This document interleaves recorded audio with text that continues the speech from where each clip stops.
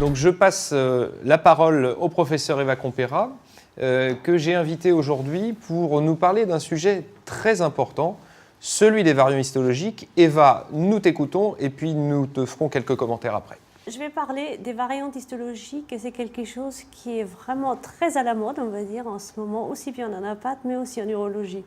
Et effectivement, ça joue un rôle très important dans la prise en charge d'un patient avec un cancer urothélial. Effectivement, la prise en charge optimale, il y a de multiples facteurs et l'anapathe joue bien entendu aussi un rôle assez important là-dedans. De plus en plus, en tout ce qui concerne la médecine personnalisée, effectivement, on se rend compte qu'il y a des données pathologiques, mais aussi des données moléculaires qui se chevauchent.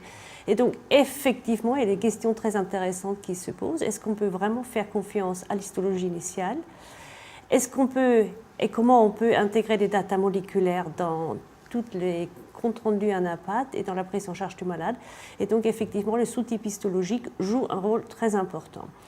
Il faut savoir qu'effectivement, on est toujours accusé de notre variabilité inter- et intra-observateur, mais de l'autre côté, il y a aussi une hétérogénéité tumorale dans le cancer urothélial qu'on connaît très bien et qu'il faut aussi prendre en compte. Donc ça, c'est juste pour vous montrer à droite la classification OMS 2016 avec toutes les variantes histologiques qui existent. Donc vous voyez qu'il y a de nombreuses sous-types, variantes. Et on a essayé dans un consortium international qui s'appelle le ICCR de standardiser les comptes rendus anapathe. Donc allez-y sur cette page web où vous allez trouver tous les comptes rendus standardisés pour l'urologie.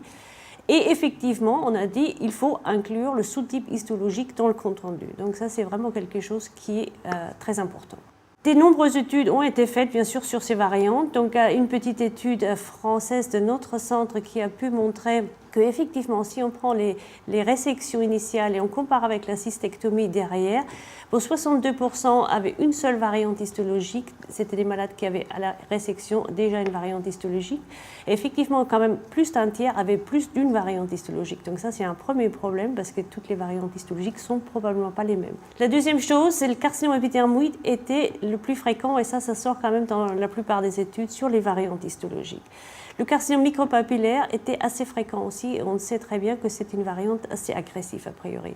Mais par contre, dans presque 20%, on avait des différences histologiques entre la résection et la cystectomie.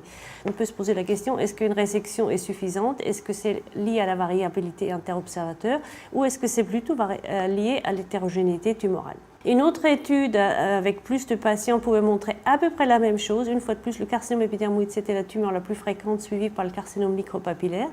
Et la sensibilité pour prédire la variante histologique sur la cystectomie derrière après une résection, c'était de 40%, pas tout à fait 40%. Donc effectivement, est-ce qu'on a une sensibilité qui est basse? Et on se repose bien sûr la question de la tumeur hétérogène.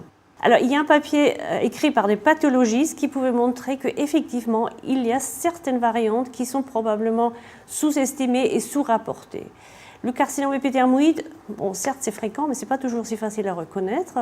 Les carcinomes plasmocytoïdes, ça peut être extrêmement difficile, surtout s'il y a juste un petit contingent, les nested, qui pose vraiment un problème d'infiltration, ou est-ce que c'est toujours versant bénin avec les hyperplasies du lot de fond brune. Donc, effectivement, on peut comprendre pourquoi il y a une sous-estimation.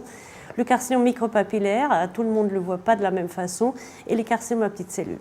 Donc juste pour vous montrer un peu la problématique de la variabilité inter-observateur, là c'était une étude américaine avec 30 tumeurs de type carcinome micropapillaire. Et vous voyez, tant que c'est des tumeurs qui sont très classiques, les premiers 10 tumeurs en bas, tout le monde était plus ou moins d'accord pour dire oui, c'est bien entendu un carcinome micropapillaire. Mais dès que ça devient un peu plus atypique, comme vous pouvez voir sur les deux photos à gauche, effectivement, la concordance tombe. Et effectivement, ils avaient un kappa de 0,54%, ce qui n'est pas très élevé. Et ça, c'est juste pour vous illustrer qu'à gauche de la photo, vous avez un carcinome épithermoïde, à droite, vous avez un carcinome à large nid. Et effectivement, ce n'est pas du tout la même chose. L'un, c'est vraiment une différenciation épidermoïde, tandis que l'autre, c'est un carcinome urothélial plutôt classique. Mais vous voyez que la distinction n'est pas toujours si facile que ça. Survie, traitement, cuite de la survie. Effectivement, un des gros problèmes est qu'on a très peu d'études de bonne qualité, vraiment avec une revue centrale de pathologistes. Souvent, on a des mélanges entre la résection, la cystectomie, on a des mélanges aussi des malades qui ont été traités, qui ont eu de multiples thérapies, les stades, les PN, donc des ganglions envahis sont mélangés, parfois c'est des malades métastatiques. On a en plus beaucoup de données sur tout ce qui est tumeurs infiltrant le muscle, mais on a très peu de données sur les tumeurs qui n'infiltrent pas le muscle, et pourtant c'est ça les tumeurs les plus fréquentes. Donc effectivement, pour avoir vraiment des études bien suivies, c'est pas évident. Mais néanmoins, il en existe quelques-uns. Donc là, il y a une étude qui vient de Vienne. Effectivement, il y avait pas mal de patients avec des variantes. Une fois de plus, bien sûr, le carcinome épidermoïde, c'est le plus fréquent. Et si on comparait le carcinome micropapillaire et le carcinome plasmocytoïde, vous voyez que c'était les malades qui avaient vraiment une survie beaucoup moins bonne par rapport à ceux qui avaient des carcinomes épidermoïdes ou des carcinomes sarcomatoïdes. Une autre étude pouvait montrer également qu'effectivement, c'était des malades qui avaient des cystectomies, qui n'avaient pas eu de chimiothérapie néoadjuvante. Et une fois de plus, bien sûr, le carcinome épidermoïde, c'est vraiment fréquent. Environ une vingtaine de pourcents, comme d'habitude, des malades qui ont une variante histologique. Et effectivement, ce qui est aussi important, c'est de dire, est-ce que l'extension d'une variante histologique joue un rôle dans la survie? Et a priori, à partir de 60-70% de variantes, effectivement, ça joue un rôle.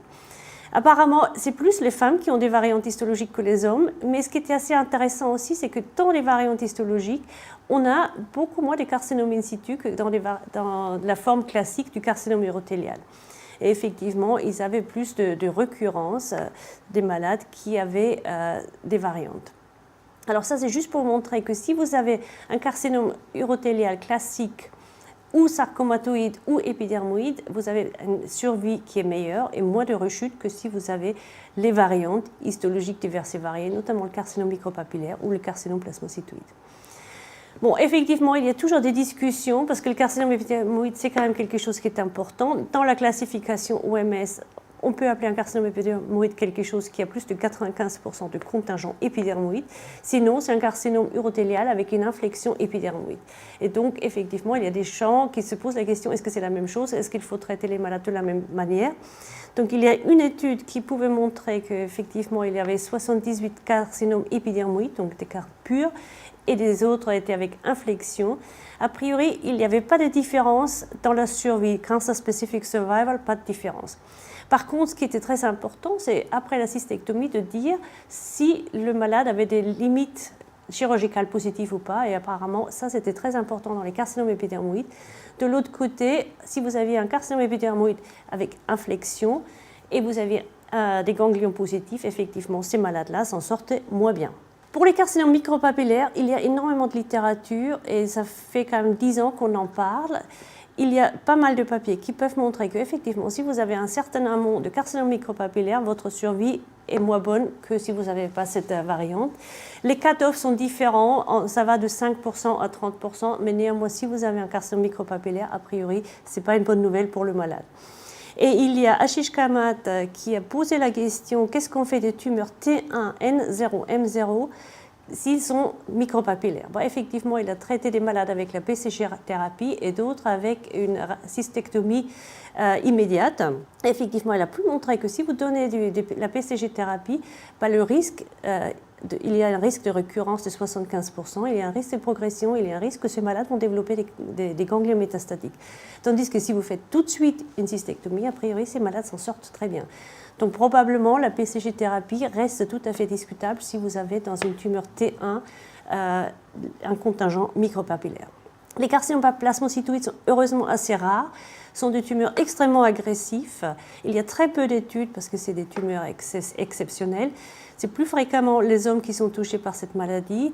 Et effectivement, c'est des carcinomes urothéliaux de haut grade. Et peu importe le traitement que vous administrez à ces malades-là, leur survie est extrêmement contrainte et courte et en général en dessous de 2 ans. Alors, il y a eu un papier dans European Neurology récemment qui disait que même si vous avez des variantes, il ne faut pas exclure ces malades d'un traitement de type trimodal therapy.